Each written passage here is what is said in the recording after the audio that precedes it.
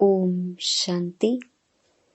24 नवंबर 2022 बाबा की महावाक्य।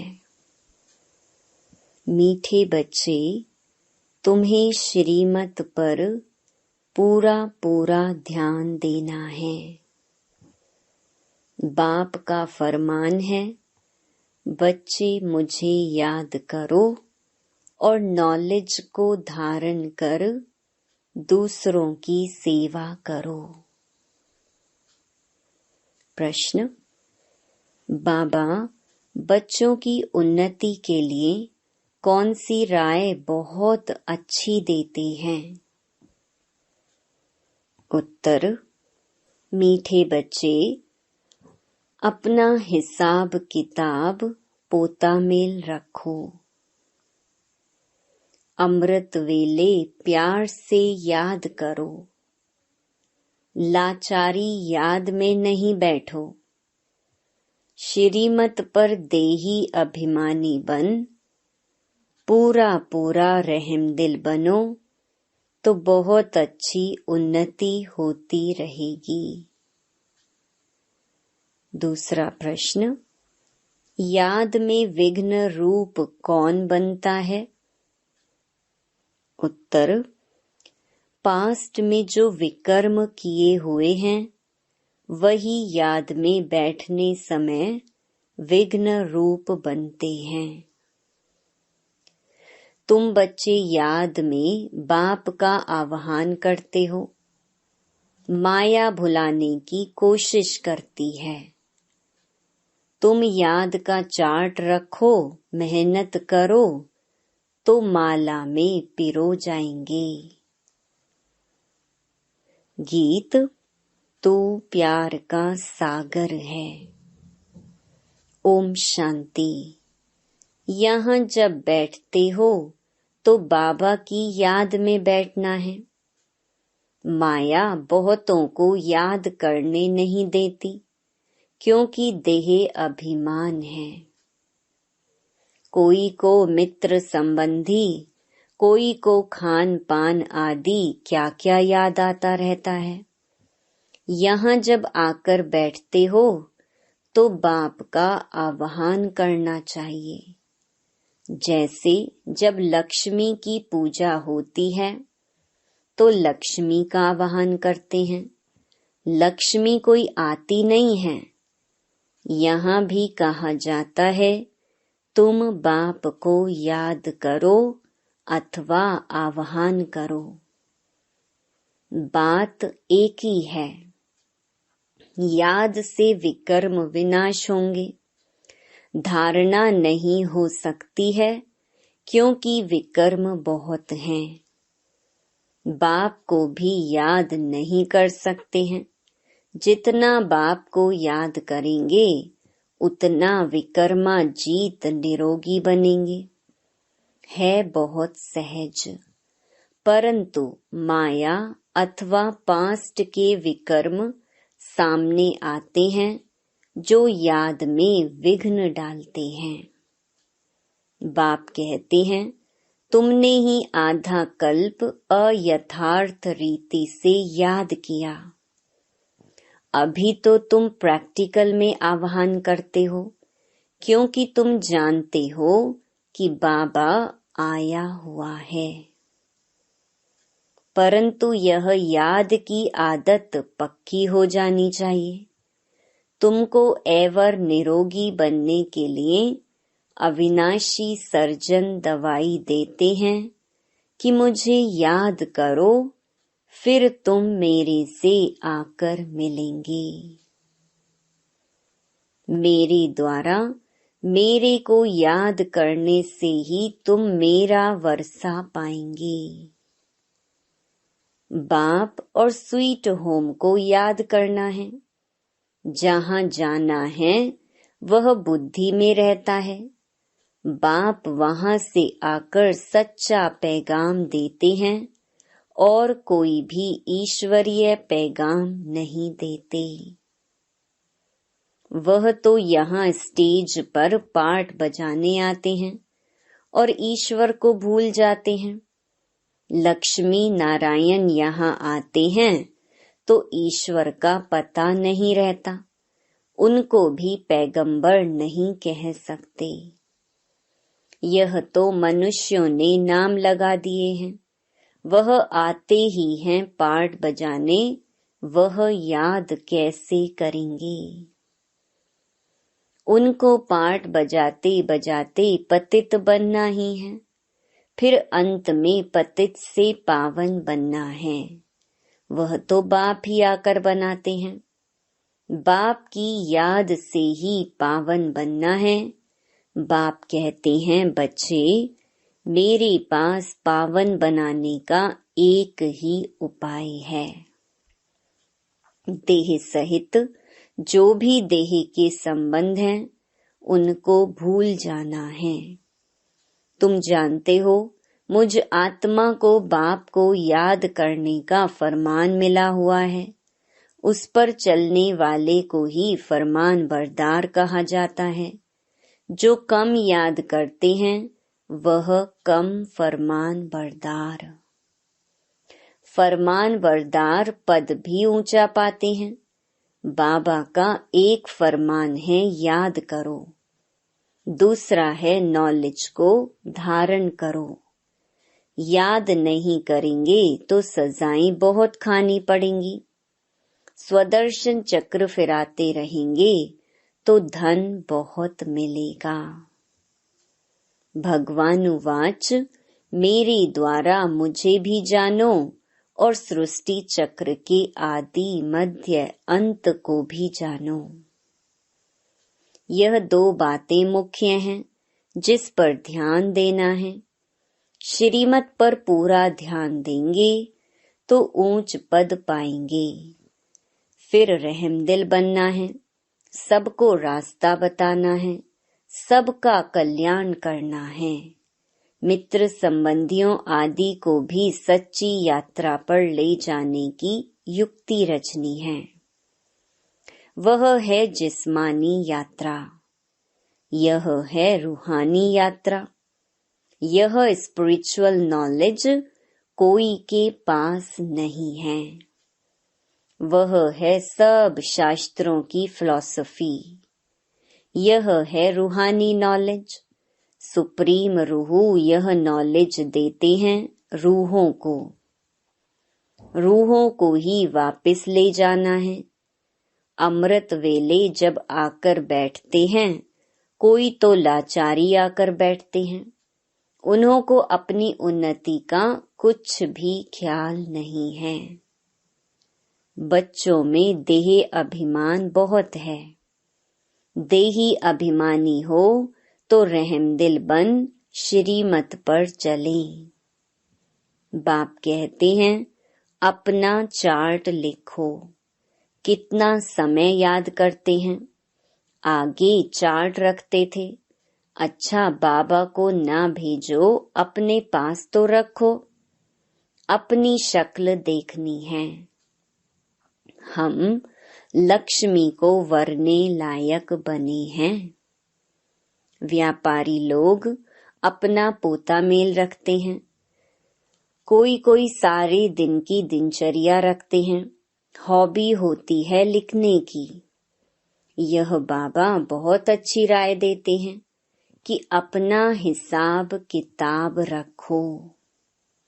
कितना समय याद किया, कितना समय किसको समझाया, ऐसा चार्ट रखें तो बहुत उन्नति हो जाए। बाबा मम्मा को तो नहीं लिखना है। माला के दाने जो बनते हैं, उन्हों को पुरुषार्थ बहुत करना है। बाबा ने कहा, ब्राह्मणों की माला अभी नहीं बन सकती, अंत में बनेगी। जब रुद्र की माला बनेगी। ब्राह्मणों की माला तो बदलती रहती है। आज 3-4 नंबर में है, कल लास्ट 16,108 में चले जाते हैं। कोई गिरते हैं तो बिल्कुल दुर्गति को पा लेते हैं। माला से तो गए, प्रजा में भी चंडाल जाकर बनते हैं। अगर माला में पिरोना है तो मेहनत करो। बाबा सबके लिए बहुत अच्छी राय देते हैं। भल गूंगा हो, कोई को भी इशारे से बाबा की याद दिला सकते हैं।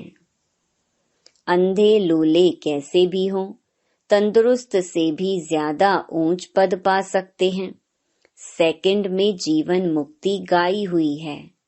बाबा का बना और वर्षा मिल गया। उनमें नंबरवार पद हैं। बच्चा पैदा हुआ, वर्षे के हकदार बन गया। यहाँ तुम हो मेल्स बच्चे, बाप से वर्षे का हक लेना है। सारा मदार पुरुषार्थ पर है। फिर कहते हैं कल्प पहले भी हार खाई होगी, बॉक्सिंग है ना। पांडवों की थी माया रावण के साथ लड़ाई। कोई तो पुरुषार्थ कर विश्व के मालिक डबल सिरताज बनते हैं, कोई फिर प्रजा में भी नौकर चाकर बनते हैं। सभी यहाँ पढ़ रहे हैं, राजधानी स्थापन हो रही है। अटेंशन आगे वाले दोनों तरफ जाएगा। 8 दाने कैसे चल रहे हैं, पुरुषार्थ से मालूम पड़ जाता है। ऐसे नहीं अंतर्यामी हैं, सबकी दिल को जानते हैं। नहीं, जानी जाननहार अर्थात नॉलेजफुल है। सृष्टि के आदि मध्य अंत को जानते हैं। बाकी एक एक के दिल को थोड़े ही रीड करेंगे। मुझे थॉट रीडर समझा है। वास्तव में मैं जानी जाननहार अर्थात नॉलेजफुल हूँ। सृष्टि के आदि मध्य अंत की मेरे पास नॉलेज है। यह चक्र फिर से कैसे रिपीट होता है, मैं उस रेपिटेशन के राज को जानता हूँ। वह सब राज तुम बच्चों को समझाता हूँ। हर एक समझ सकते हैं कि परमात्मा कौन है और कितनी सर्विस करते हैं। बाकी बाबा एक एक की दिल को जानने का धंधा नहीं करता है। वह चैतन्य मनुष्य सृष्टि का बीज नॉलेजफुल है।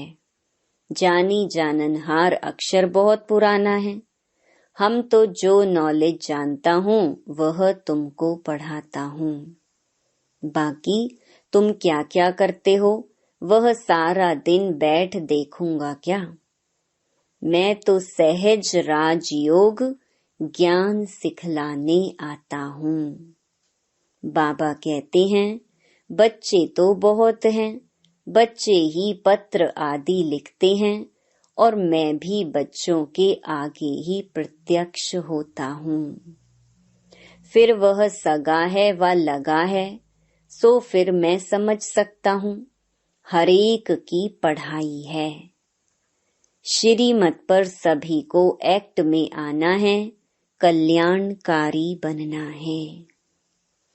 तुम जानते हो बृहस्पति को वृक्षपति डे भी कहा जाता है। वृक्षपति सोमनाथ भी ठहरा, शिव भी ठहरा। बच्चों को बहुत करके गुरुवार के दिन स्कूल में बिठाते हैं, गुरु भी करते हैं। तुमको सोमनाथ बाप पढ़ाते हैं। रुद्र भी सोमनाथ को कहते हैं रुद्र ज्ञान यज्ञ रचा। यह एक ही यज्ञ चलता है जिसमें सारी पुरानी दुनिया की सामग्री स्वाहा होनी है। तत्व भी उथल पाथल में आ जाते हैं। सब इसमें स्वाहा हुए हैं। सामने महाभारत लड़ाई खड़ी है। यह सब शांति के लिए यज्ञ रचते हैं, परंतु मटीरियल यज्ञ से शांति हो न सके। इस यज्ञ से विनाश ज्वाला प्रकट होती है। यह भ्रष्टाचारी दुनिया इसमें स्वाहा होने वाली है। यह सब बच्चों को देखना है। देखने वाले बड़े महावीर चाहिए। मनुष्य तो हाय हाय करेंगे। तुम्हारे लिए लिखा हुआ है, मिरुआ मौत मलू का शिकार। सतयुग में बहुत थोड़े मनुष्य थे, एक धर्म था। अब कलयुग के अंत में देखो कितने मनुष्य हैं, कितने धर्म हैं। यह सब धर्म कहाँ तक चलेंगे। सतयुग जरूर आना है। अब सतयुग की स्थापना कौन करेंगे? रचता बाप ही करेंगे। कलयुग का विनाश भी सामने खड़ा है। तुम भूल गए हो कि गीता का भगवान कौन है। भगवान ने स्वर्ग की स्थापना की, इसमें लड़ाई की कोई बात नहीं। उसने माया पर जीत पहनाई है। इस राज को ना समझ उन्होंने असुर और देवताओं की लड़ाई दिखाई है। वह तो होती नहीं। तुम बच्चों को बाप द्वारा जो पास्ट, प्रेजेंट, फ्यूचर की नॉलेज मिली है, यह स्वदर्शन चक्र तुमको फिराना है। बाप और रचना को याद करना है। कितनी सहज बात है। गीत तू प्यार का सागर है, आज बाबा ने लिखा है। तुम ocean of knowledge, ocean of bliss लिखते हो, बाकी ओशन ऑफ लव भी जरूर लिखना है। बाप की महिमा बहुत है, परंतु सर्वव्यापी कहने से बाप की महिमा गुम कर दी है। श्री कृष्ण के लिए भी लिखा है, 16,108 रानियां थीं। जन्माष्टमी के दिन श्री कृष्ण को झूले में झुलाते हैं, परंतु किसको भी पता नहीं कि श्री कृष्ण ही श्री नारायण बनते हैं। राधे फिर लक्ष्मी बनती है, लक्ष्मी ही फिर जगत अम्बा बनती है। यह कोई नहीं जानते। अब बाप कहते हैं, मेरे को जानने से तुम सब कुछ जान जाएंगे। परंतु जो देही अभिमानी नहीं बनते, उनको धारणा भी नहीं होती है। आधा कल्प तो देह अभिमान चला है। सतयुग में भी परमात्मा का ज्ञान नहीं रहता है। यहाँ पार्ट बजाने आते हैं और परमात्मा को भूल जाते हैं। यह तो समझते हैं आत्मा एक शरीर छोड़ दूसरा लेती है, परंतु वहाँ दुख की बात नहीं। यह परमात्मा की महिमा है।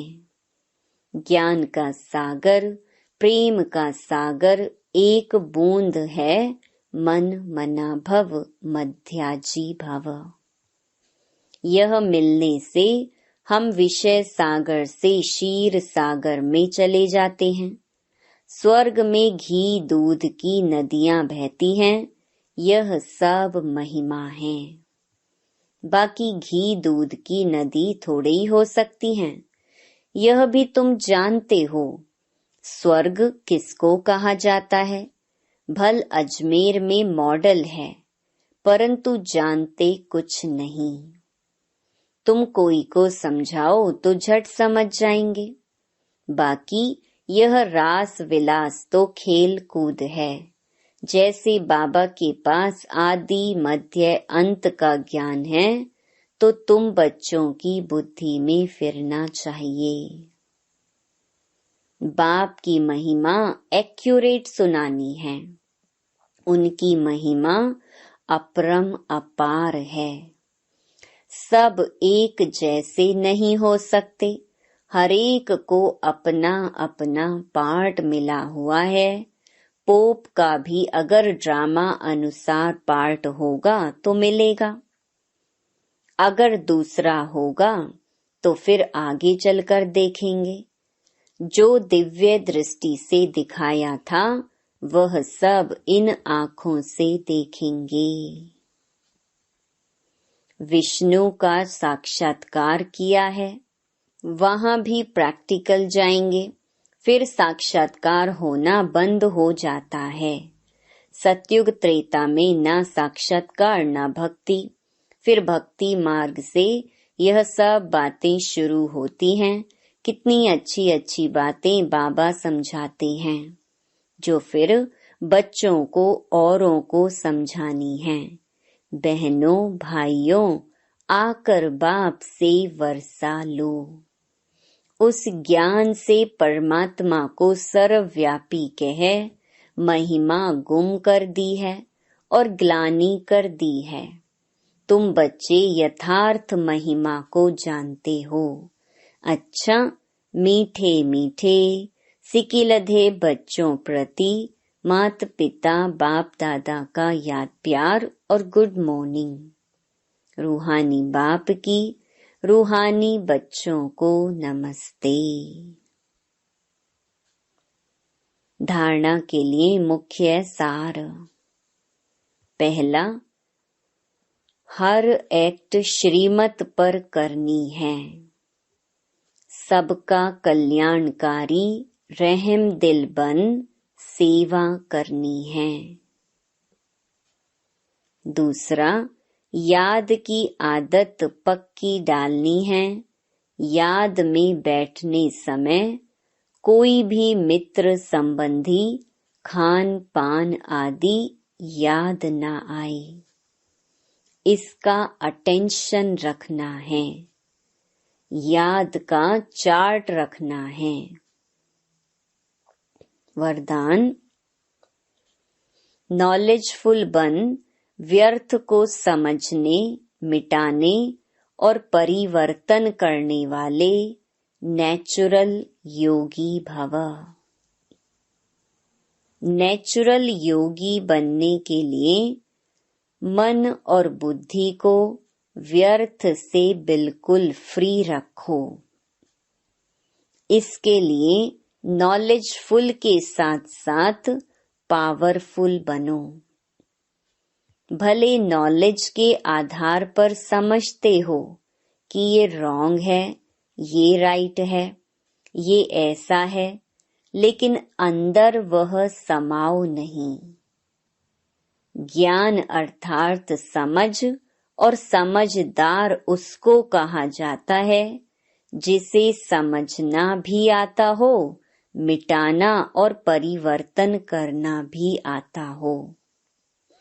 तो जब व्यर्थ वृत्ति, व्यर्थ वाइब्रेशन स्वाहा करो, तब कहेंगे नेचुरल योगी। स्लोगन, व्यर्थ से बेपरवाह रहो, मर्यादाओं में नहीं। ओम शांति।